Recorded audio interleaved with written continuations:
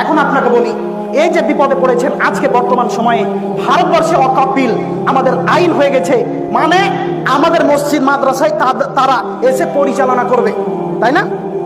বিপদে পড়েছেন, তাই না? তো এখন আপনারা করছেন কি, রাস্তায় বের হয়ে মিছিল করছেন, আর আপনার ছেলেগুলো মিছিল করতে করতে রাস্তার ধারে দাঁড়িয়ে দাঁড়িয়ে প্রস্রাব করছেন, একক সালাত আদায় করে না। তারা কোনো সময় একটা মানুষ যারা মিছিলে বের হয়েছেন তাদের অধিকাংশ একবার বলেনি আল্লাহ তুমি বড় দয়াবান, তুমি বড় ক্ষমাবান, তুমি বিপদে ফেলেছো, তুমি রক্ষা করবে। এ কথা কয়জন বলেছেন? 2 রাকাত সালাত আদায় করে আল্লাহর কাছে হাত তুলে কয়জন বলেছেন? আবেগ দিয়ে ধর্ম চলে না, ইসলাম চলে না। অন্য ধর্ম আবেগ দিয়ে চলতে পারে, ইসলাম আবেগ দিয়ে চলে না। ইসলাম চলে ঈমান দিয়ে। ইসলাম চলে কি দিয়ে? ঈমান দিয়ে। ইসলাম চলে ঈমান দিয়ে। জি, এখন আপনাকে বলি, আপনার স্ত্রী ওখানে বসে আছে, এখন আপনার স্ত্রীকে বলতে যাচ্ছি, মা ও বোন আপনারা কি করেছেন, বর্তমান সময় কি করলেন? আপনারা বিপদে পড়েছেন, আপনাদের মানহানি হচ্ছে, আপনাদেরকে লাঞ্ছিত করছে, কি করেছেন? আপনি সারার মতো কি বলতে পারবেন আল্লাহ আমি তোমাকে বিশ্বাস করি আর তোমার রাসূলকে বিশ্বাস করি, আমি আমার সতীত্ব কাউকে দেখাইনি, এ কথা বলে আল্লাহকে বলবেন যদি এ কথা সত্য হয় তাহলে বিপদ থেকে রক্ষা করো, এমন কথা বলতে পারবে? জি না, পারবে না। আপনার স্ত্রী ধান মেলে দিয়েছে আর আল্লাহ হঠাৎ করে পানি দিয়ে দিয়েছেন, তখন আপনার স্ত্রী বলছে আল্লাহ চোখ নাই, দেখতে পায় না, ধানগুলো মেলে দিয়ে যেমনি পানি দিয়ে দিল। ঈমান দেখছেন? হ্যাঁ, ঈমান এটা। এই ঈমানের গতি দিয়ে আল্লাহর কাছে দোয়া করলে দোয়া কবুল হবে। আর আপনার স্ত্রী বলতে পারবে না জিন্দেগিতে যে আমার সতীত্ব আমার স্বামীকে ছাড়া দেখায়নি, এমন কথা মুখ দিয়ে বলতে পারবে না আল্লাহ। তার কারণ সকালবেলায় ওর দেওরের সঙ্গে হাত ধরে গল্প করে জালসা শুনতে এসেছে। সবাই বলছি না, কিছু মানুষ আছে। তো বলেন এই মানুষ দোয়া করলে কি দোয়া কবুল হবে? জি না। ইন্নাল্লাহু তাইয়্যিব লা ইয়াকবালু ইল্লা তাইয়্যিবান। আল্লাহ তাআলা পবিত্র, পবিত্র ছাড়া গ্রহণ করেন না। আল্লাহ পবিত্র জিনিস নেন। তা আপনার স্ত্রী পবিত্র কি জিজ্ঞাসা করেন? ও জালসা শুনতে এসেছে, তাও পর পুরুষকে মুখ দেখাতে দেখাতে এসেছে।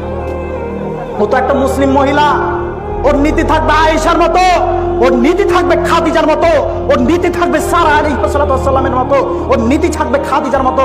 তোর নীতি আছে বর্তমান নায়িকার মতো। এখন যদি দোয়া করে তো দোয়া কবুল হবে? তাই আপনার স্ত্রী বলছে আল্লাহকে আমার কথা শুনে না, আমি বারবার বলেছি যে আমার ছেলেটাকে পরীক্ষায় পাস করিয়ে দাও, তারপরও ফেল করলো, ফেল করবে তো। আপনি তো আল্লাহকে ঠিকঠাক ভাবে বলতেই পারেননি। আপনি তো প্রথমে ঈমান এনে আল্লাহকে যথাযথভাবে বলতে পারেননি আল্লাহ ঈমান এনেছি, আমি যদিও পাপ করি তুমি ক্ষমা করবে। তোমার কাছে হাত তুলে বলছি আমার পাপকে ক্ষমা করে দাও, তুমি বড় দয়াবান, তুমি বড় ক্ষমাবান, তুমি আমাকে মাফ করো, তুমি আমার দোয়া কবুল করো। বর্তমান সময়ে আমরা বিপদে পড়েছি, তুমি এই বিপদ থেকে রক্ষা করো। বলেন আপনার স্ত্রী বলেছেন? বলেন আপনি বলেছেন? কেউ বলেন? রাস্তায় নামলে বিজয় সুনিশ্চিত নয়। মানুষ যদি মসজিদে ঢুকে আল্লাহকে বলে আল্লাহ বিপদে পড়েছি, তোমার উপরে ঈমান রাখি, তুমি আমাদেরকে বাঁচাবা, তুমি সারা পৃথিবীকে কন্ট্রোল করতে পারো, তোমার কাছে ক্ষমতা, তোমার কাছে ক্ষমতা, পৃথিবীর কোন হাইকোর্ট জজ কোর্টের কাছে ক্ষমতা নেই। তাদের কাছে বিল দেওয়ার আগে তোমার কাছে বিল জমা দিলাম, আল্লাহ তুমি এই বিলকে পাস হতে দিও না। বলেছেন? বলেছেন গো? আমি রাস্তায় বের হতে বারণ করছি না, রাস্তায় বের হতে হবে, কিন্তু আপনাকে আল্লাহর কাছে দোয়া করে বলতেও হবে। কি করবেন? রাস্তায় যখন বের হচ্ছেন, ওই হাইকোর্টে যখন যাচ্ছেন, তখন আপনি 2 রাকাত সালাত আদায় করবেন। কি করবেন? 2 রাকাত সালাত আদায় করবেন, আল্লাহর কাছে হাত তুলে বলবেন আল্লাহ তুমি আমাদেরকে বিপদ থেকে রক্ষা করো, তারপর রাস্তায় নামবেন। আমি রাস্তায় নামতে বারণ করছি না, তবে রাস্তায় নেমে ভাঙচুর করিয়েন না, রাস্তায় নেমে হই হুল্লোড় করিয়েন না। এই ভারতবর্ষের সম্পদ আমাদেরও সম্পদ। ভারতবর্ষে যতজন হিন্দু, যতজন অমুসলিম রক্ত দিয়েছে, তার চাইতে বেশি রক্ত দিয়েছেন আলেম ওলামা মুসলিম। আপনি হয়তো জানেন না, আজকেও ইন্ডিয়ার গেটে যে নামগুলো দেওয়া আছে তাদের অধিকাংশ মুসলিম।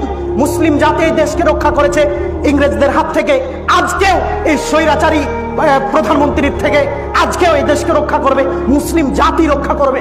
তবে মুসলিম জাতি আজকে পিছিয়ে আছে এই কারণে যে তারা আল্লাহকে বলতে জানে না। বুঝতে পারলেন?